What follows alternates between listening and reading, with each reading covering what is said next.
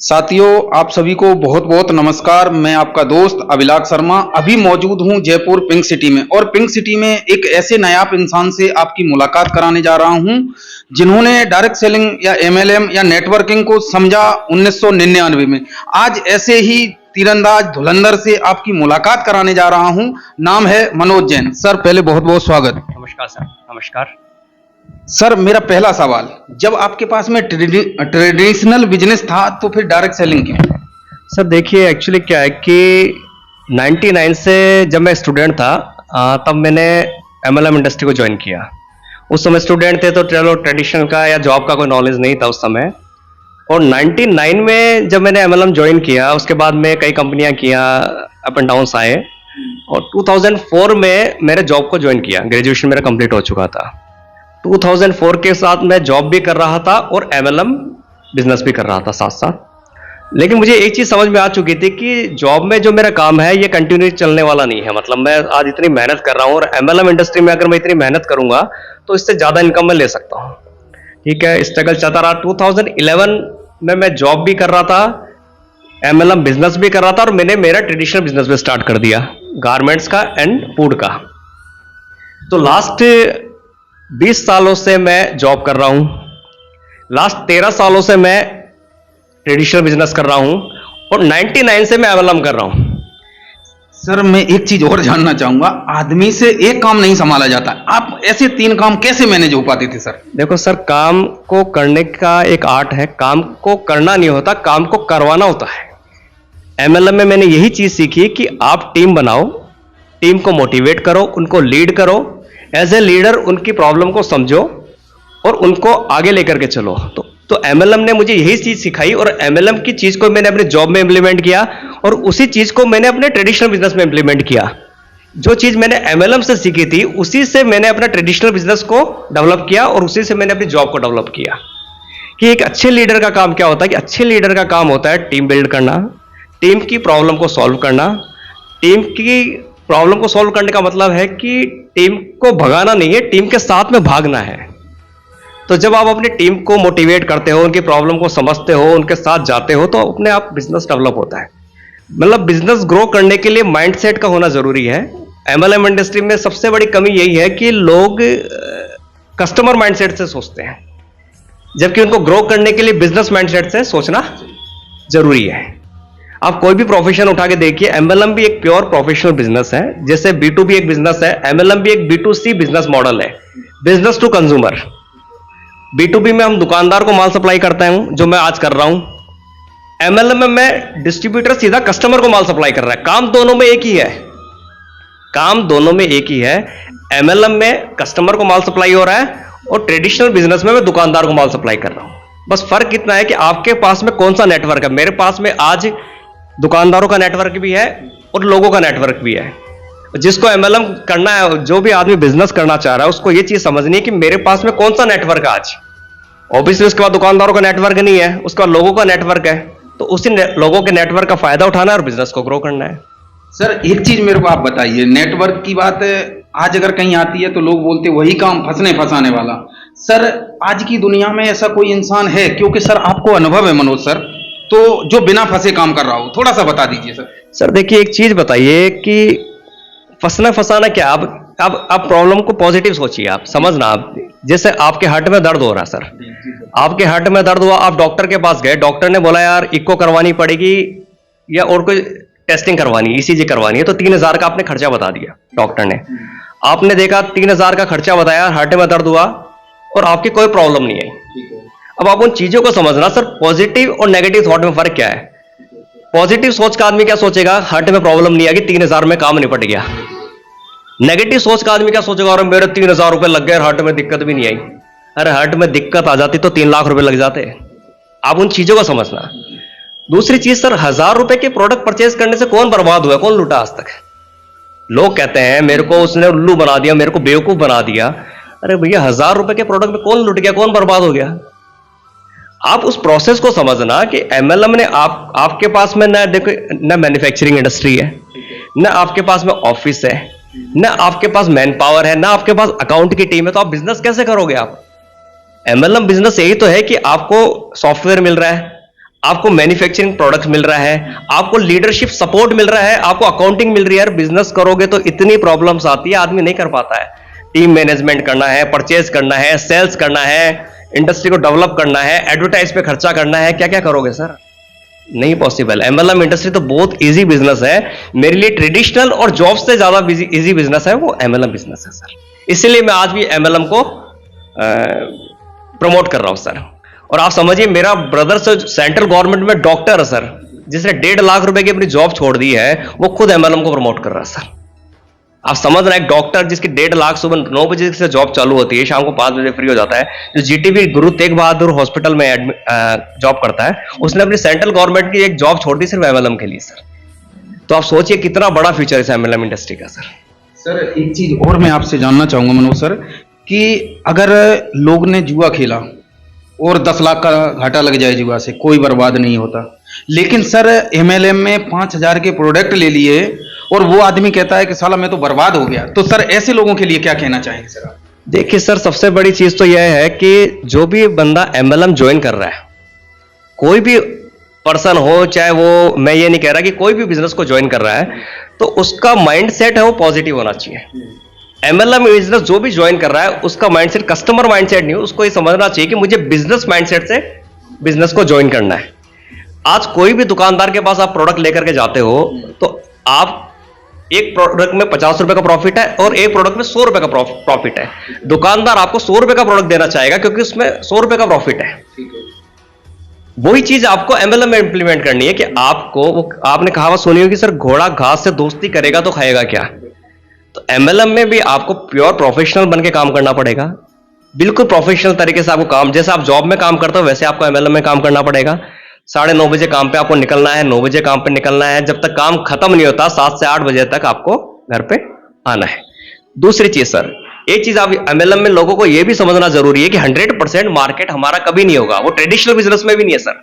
मैं आज 30 दुकानों में जाता हूं सर, 30 में से ओनली 3 दुकानें मेरे से माल लेती है सर। आप समझना, शुरुआत जब करता हूं तो 3 दुकानें माल लेती है। कोई कहता है कि सर प्रोडक्ट सस्ता है, कोई कहता है कि सर प्रोडक्ट महंगा है, कोई कहता है कि हम तो फलाना ब्रांड का ले रहे हैं, कोई कह रहा है कि मैं तो उस ब्रांड का ले रहा हूं। इसका मतलब मैं मेरे बिजनेस को बंद कर दूं सर? मतलब मुझे तो सर मेरा काम करना है। एमएलएम में भी ये होगा, आपको नए नए लोगों से मिलना है। आप 10 लोगों को प्लान दोगे, 10% का रेशियो आएगा, 20% का रेशियो आएगा। हर आदमी, अगर 100% मार्केट हमारा हो जाएगा तो हर आदमी करोड़पति बन जाएगा। सिंपल सा माइंडसेट आप समझना कि अगर हर चीज पॉजिटिव होगी तो आप भी करोड़पति, वो भी करोड़पति, सब अरबपति हो जाएंगे। घर से बाहर निकले, भैया बिजनेस ज्वाइन कर ले, बिजनेस ज्वाइन कर ले, बिजनेस ज्वाइन कर ले, हर कोई बिजनेस ज्वाइन कर लेगा। सिंपल सा लॉजिक है। बिजनेस में सक्सेस होने के लिए 95% की भीड़ से निकलकर उन 5% की भीड़ में आना है जो बिजनेस को समझते हैं। सर अगला सवाल मेरा रहेगा कि जैसे मान लीजिए जॉब में 9 से 5 की ड्यूटी बंदा हंसते हंसते कर लेता है, लेकिन उसको डायरेक्ट सेलिंग में आके या एमएलएम में आकर के वो बंदे को बोलोगे कि चल भाई प्लान दिखाने चलना है, तो सर डायरेक्ट सेलिंग में ऐसा क्या रहता है जो बंदा घर से निकलने को तैयार नहीं होता? देखो सर, डायरेक्ट सेलिंग में एक्चुअली क्या है कि वो एक कंफर्ट जोन में रहता है सर। उसको एक्चुअली ये मालूम ही नहीं है कि जैसे आपको बिजनेस में सीरियस होना पड़ता है, ट्रेडिशनल बिजनेस में सीरियस होना पड़ता है कि उसमें आदमी का पैसा लगा होता है। जॉब में उसके ऊपर एक प्रेशर रहता है, मेंटल प्रेशर, कि मुझे 9 साढ़े 9 बजे घर से निकलना है, शाम को 6 बजे तक काम करना है। एमएलएम इंडस्ट्री में सर उससे कम काम करना होता है, लेकिन उसका माइंडसेट एक नौकर का बन चुका है कि मुझे 15,000 की सैलरी मिल जाएगी, मुझे 20,000 की सैलरी मिल जाएगी, मुझे 25,000 की सैलरी मिल जाएगी।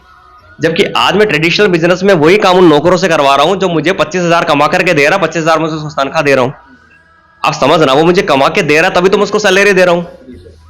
एमएलएम में आदमी खुद 50,000 रुपए कमा सकता है, 1 लाख कमा सकता है, 2 लाख कमा सकता है, लेकिन उसका माइंडसेट एक नौकर की तरह है। वो नौकर की तरह ही उन चीजों को सोच रहा है सर। सर अपना विजन कैसे क्लियर करें, विजन एकदम बड़ा कैसे कर पाए सर? देखो सर, सिंपल सा है, जब तक आप बड़ा नहीं सोचोगे तब तक आप लाइफ में आगे नहीं बढ़ पाओगे सर। अगर आप 15,000 की जॉब की सोच रहे हो तो आपको 15,000 की नौकरी मिलेगी। आप 20,000 की नौकरी की सोच रहे हो तो आपको 20,000 की नौकरी मिलेगी। आप 50,000 की जॉब सोचोगे तो आपको 50,000 की जॉब मिलेगी। लेकिन आप घर से सोच के ही निकल रहे हो कि मुझे 15,000 रुपए सैलरी चाहिए एग्जाम्पल, तो आपको क्या कर रहा है, कोई भी इंटरव्यू लेने वाला आपको क्या करेगा, 15,000 की जॉब ऑफर करेगा।